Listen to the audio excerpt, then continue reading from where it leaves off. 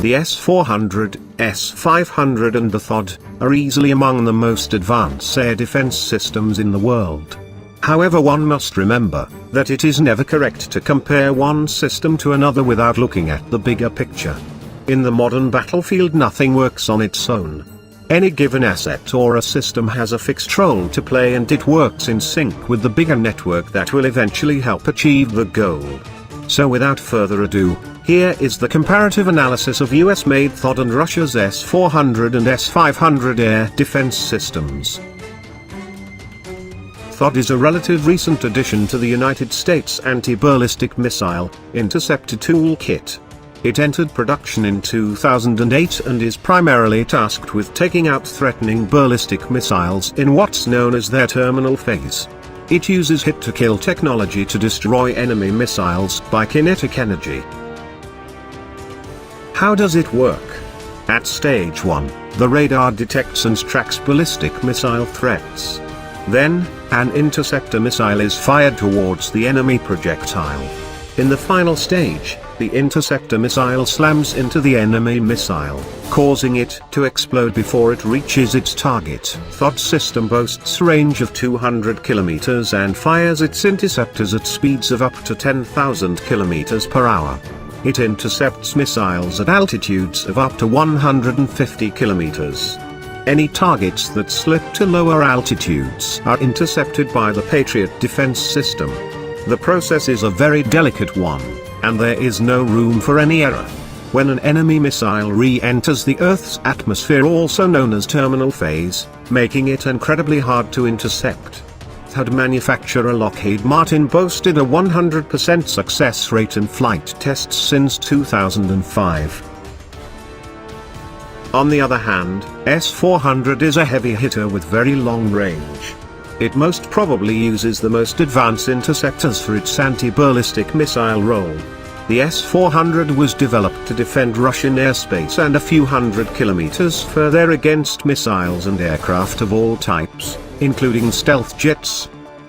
With a tracking range of 600 kilometers, and the ability to hit targets 400 kilometers away at a blistering speed of 17,000 kilometers an hour or Mach 14, the S400 is truly a scary weapon. First deployed by Russia in 2010, each S400 battalion has 8 launchers, a control center, radar and 16 missiles available as reloads. The long-range expensive interceptors are not used for low-altitude targets, which are reserved to shoot down slow-moving but high-value targets like AWACS, fuel tankers and transports. The Russians find this approach of arming a single system with multiple interceptors most suitable for their needs. The S500 is expected to be much more capable than the current S400. Its response time is only 3 to 4 seconds. The S500 would be able to detect and simultaneously engage up to 10 ballistic supersonic targets flying at a speed of 7 km per second. It also aims at destroying hypersonic cruise missiles and spacecraft at speeds of higher than Mach 5. The altitude of target engaged can be as high as 200 kilometers. It is effective against ballistic missiles with a launch range of 3,500 kilometers. It makes the system capable of defeating ballistic missiles before their warheads re-enter atmosphere. The system will have new radio communication equipment that are unrivaled in terms of quality, data transmission distance and stealth. 5 batteries of S500 missiles are planned to be in service by 2020. The S500 will work with S400 and will replace the older S300 air defense missiles. Each of the above systems have their own strengths and weaknesses.